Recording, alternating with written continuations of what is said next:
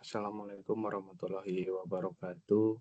Izin memperkenalkan diri, nama saya Adi Setia Tahara, NIM 2024 11510, mahasiswa S1 Institut Teknologi PLN.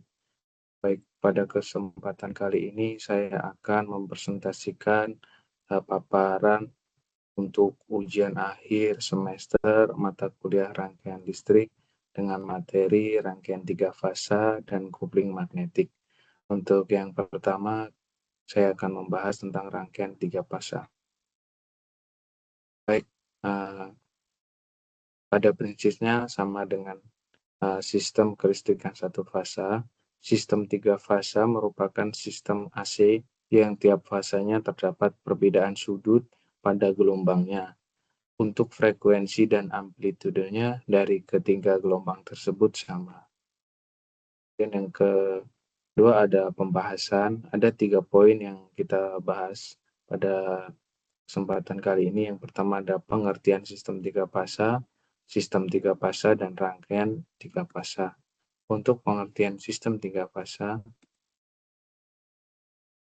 seperti yang tadi, seperti dengan sistem 1 fasa, sistem 3 fasa adalah sistem listrik yang menggunakan 3 arus bolak-balik dengan frekuensi dan amplitude sama.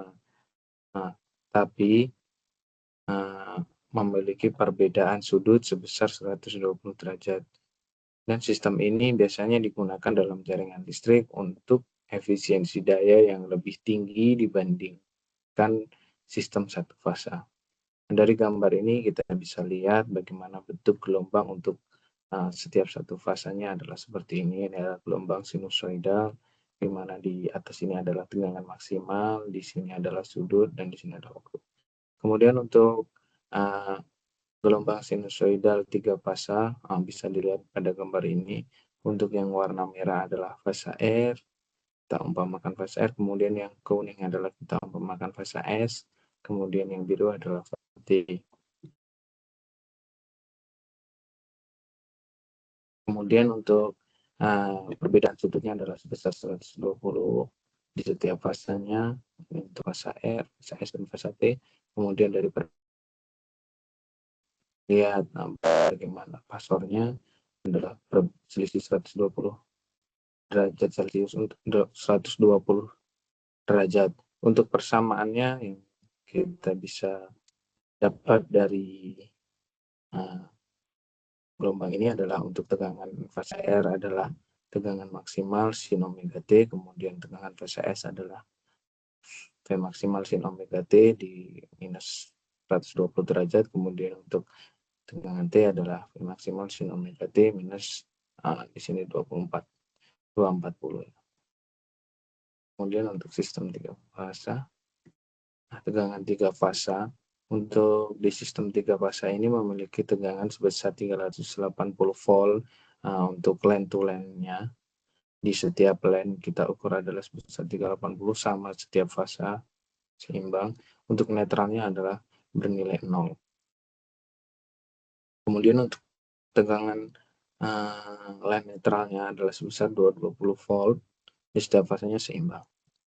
Untuk tegangan 3 fasa. Sekarang kita masuk ke rangkaian sistem 3 fasa. Ada rangkaian sumber 3 fasa tipe Y dan delta.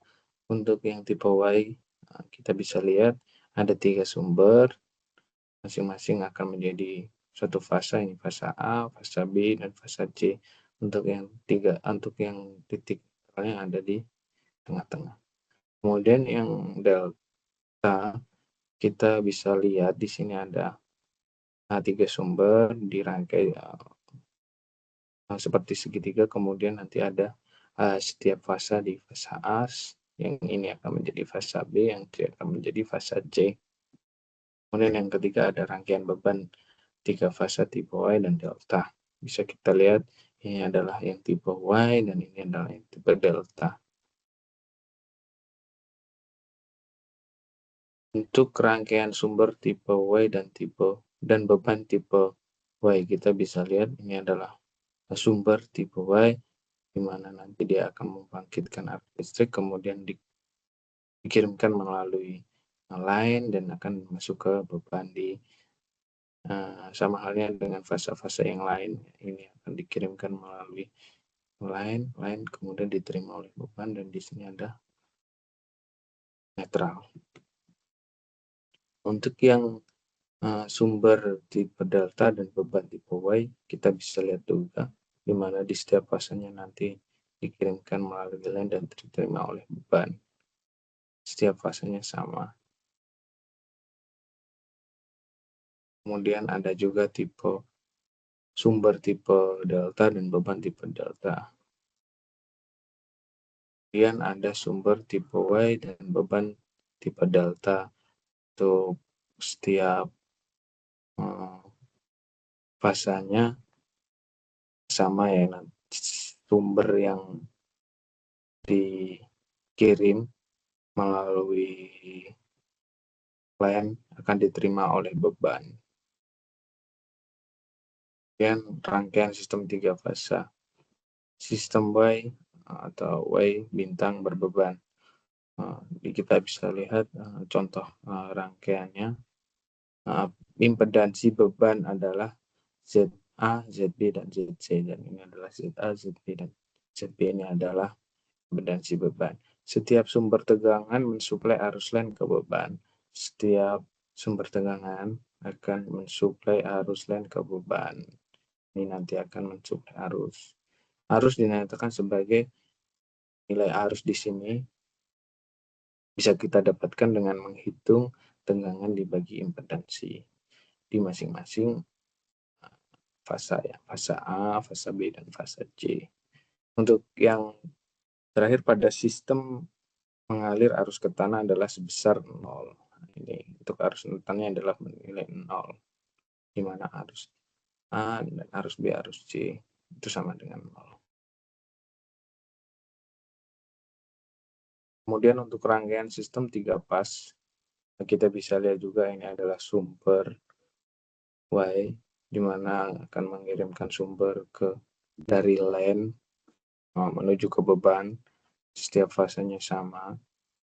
Dan ini aliran arusnya ke sini, untuk netralnya dia nanti ke sini. Sesuai dengan anak panah. Ini untuk arus fasa C, untuk arus fasa A, ini untuk arus fasa B. Ini untuk beban Y, beban Y. Ini beban seimbang. Anggap urutan fasa positif dengan memakai hukum tegangan Kirchhoff. Sekitar masing-masing fasa diperoleh untuk tegangan VAN sama dengan VRMS sudut 0. Itu sama dengan arus A dikali dengan impedansi total sudut 0. Kemudian untuk VBN sama dengan arus pada B dikalikan dengan impedansi total dikalikan sudut 0 Z. Kemudian untuk yang ketiga tegangan PCN sama dengan VRMS sudut 120. Kemudian untuk arus dikalikan dengan tegangan total sudut 0.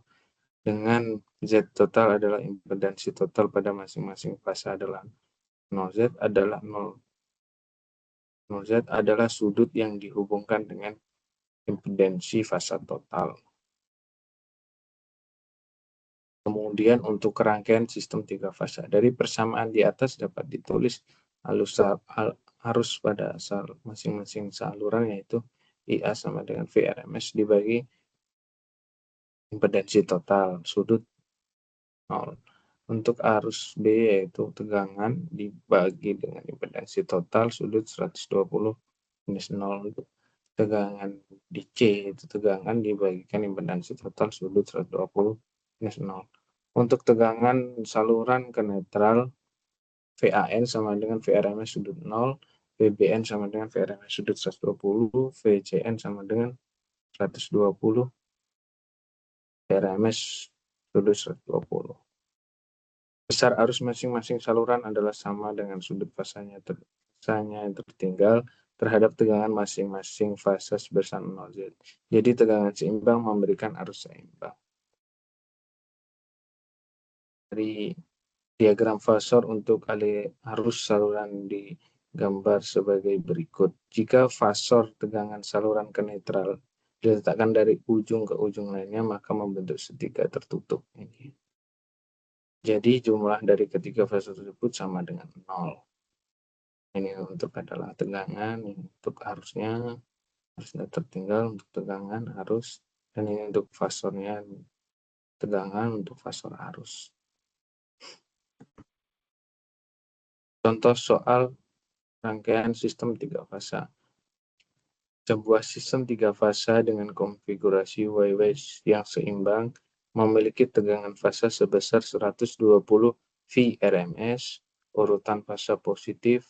Sistem ini memiliki impedansi saluran, impedansi line sama dengan sebesar 1 plus 1 J ohm, dan impedansi beban jadi sama dengan 20 ditambah J10 ohm. Tentukan arus saluran fasa atau tentukan besarnya arus A, arus B, dan arus C, dan tegangan pada beban fasa AN, VBN, dan VCN. Kita analisa satu fase saja karena sama ini untuk contoh yang A, untuk rangkaiannya ini adalah sumber, kemudian ke beban lain, kemudian ke beban. Untuk tegangannya kita bisa menggunakan persamaan VAN sama dengan VRM sudut 0. Untuk arusnya kita bisa cari dengan cara tegangan dibagi dengan impedansi line ditambah impedansi beban, didapatkan hasil 5,06 sudut minus 2765 ampere. Untuk tegangannya kita bisa hitung dengan persamaan I dikali dengan impedansi, didapatkan hasilnya 113,2 sudut 100 minus 1,08 VRMS. Untuk selanjutnya untuk yang arus pada fase B dan arus pada fase C, yaitu didapatkan hasil sama tetapi dengan sudut yang berbeda ya. Di arus B didapatkan hasil 5,06 sudut 147,5. Kemudian untuk tegangan di fase B netralnya 113,2 sudut minus 121,08 VRMS. Untuk arus di fase C yaitu sama tapi beda sudut 5,06 sudut 92,35 RMS. Kemudian untuk tegangan di fase C netral sebesar 113,2 sudut 118,2 volt VRMS. Kemudian kita akan masuk ke materi yang kedua yaitu kopling magnetik. Jika dua buah kumparan didekatkan atau digandengkan maka akan timbul suatu induksi. Dengan kata lain, apabila dua buah kumparan tersebut terpasang dalam masing-masing loop, maka interaksi dua buah loop yang ada di dalam kumparan yang digandengkan maka akan timbul medan magnet induksi atau kopling magnetik. Induktansi tegangan pada kumparan didefinisikan sebagai perubahan arus terhadap waktu yang melewati kumparan tersebut. Untuk tegangan line sama dengan line dt. Atau ketika terjadi perubahan arus pada kumparan, maka akan terjadi perubahan flux juga magnetik yang menyebabkan terjadinya perubahan induksi tegangan. Maka menggunakan persamaan V line sama dengan N d flux per dt.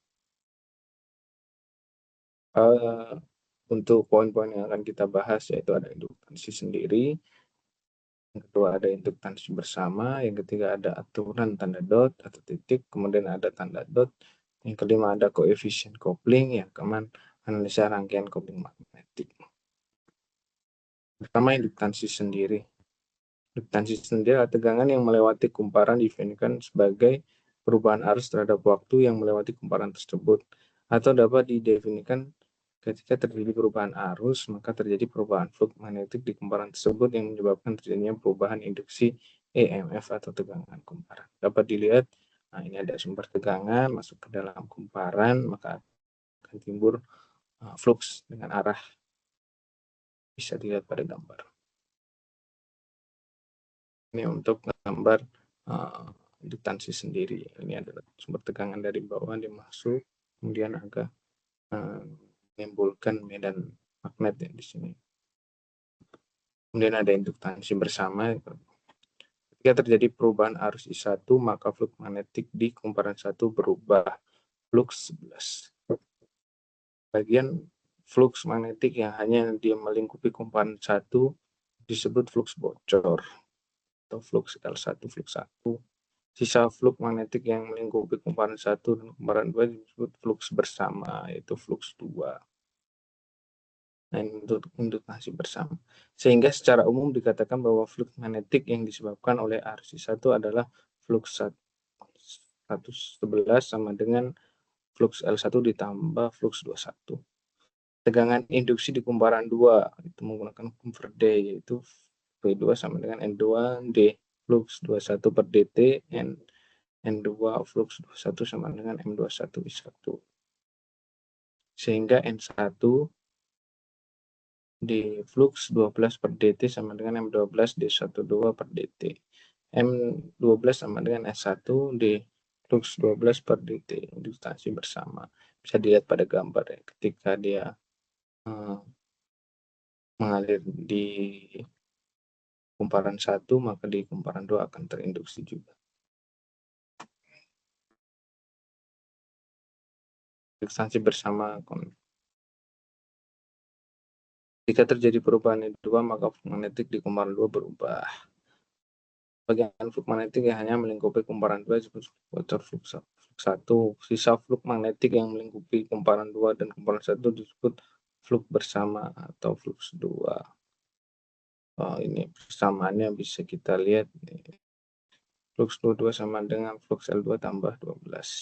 P1 sama dengan N1 di flux 12 per dt, N1 flux 12 sama dengan M2 di 2. N2 di 21 per dt sama M21 di 1 per dt. M21 sama dengan N21 di 21 per dt, induktansi bersama. Kemudian untuk induktansi bersama kontinu, bisa kita lihat dua sumber ya saling menginduksi.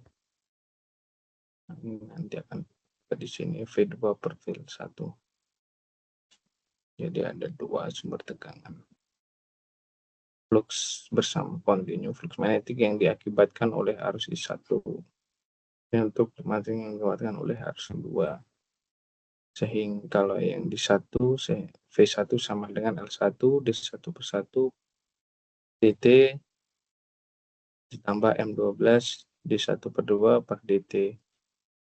Jika di arus 2 flux, sehingga V2 sama dengan L2 D1 per 2 per dt tambah M21 D1 per dt. M21 sama dengan M12 per M. Sekarang masuk ke poin yang ketiga, yaitu aturan tanda dot. Ketika kedua arus diasumsikan masuk dan keluar dari pasangan kumparan di terminal tanda dot, maka tanda M akan sama dengan tanda L. Ini bisa kita lihat kumparan tanda dot, kumparan tanda dot, kumparannya arahnya tanda dot. Jika salah satu arus masuk terminal dot dan arus yang lain keluar di terminal tanda dot, maka tanda M akan berlawanan dengan tanda L. Ini akan berlawanan dengan ini.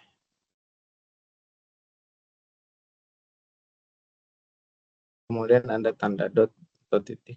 Tanda dot dimaksudkan untuk mempermudah dalam menggambarkan masing-masing kumparan. Tanda dot menentukan polaritas dari tegangan atau induksi bersamanya.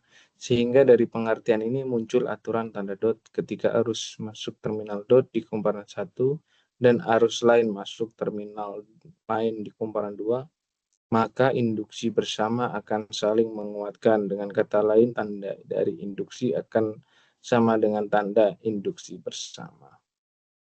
Kemudian untuk contoh soal yang pertama, itu tentukan nilai tegangan dari masing-masing sisi.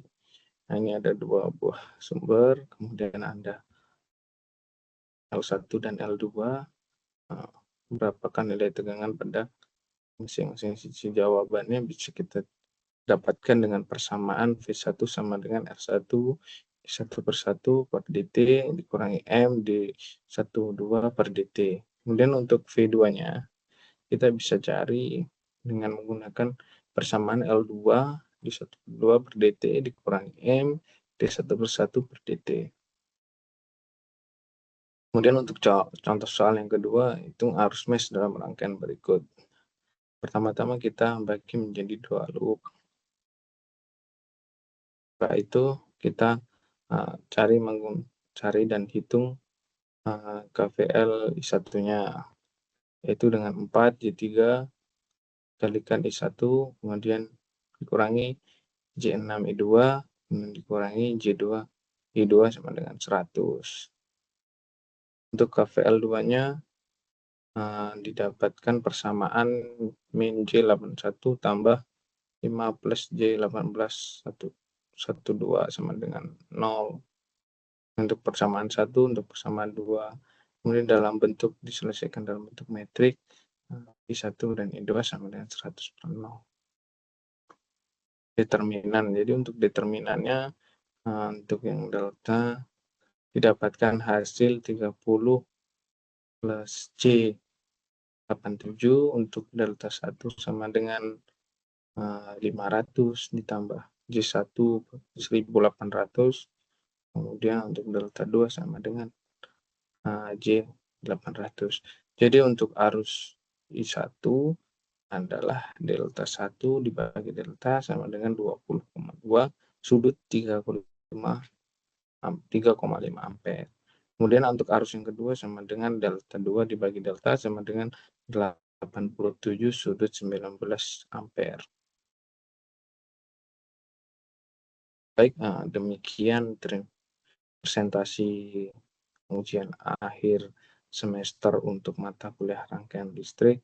Apabila ada salah kata mohon dimaafkan. Wassalamualaikum warahmatullahi wabarakatuh. Terima kasih.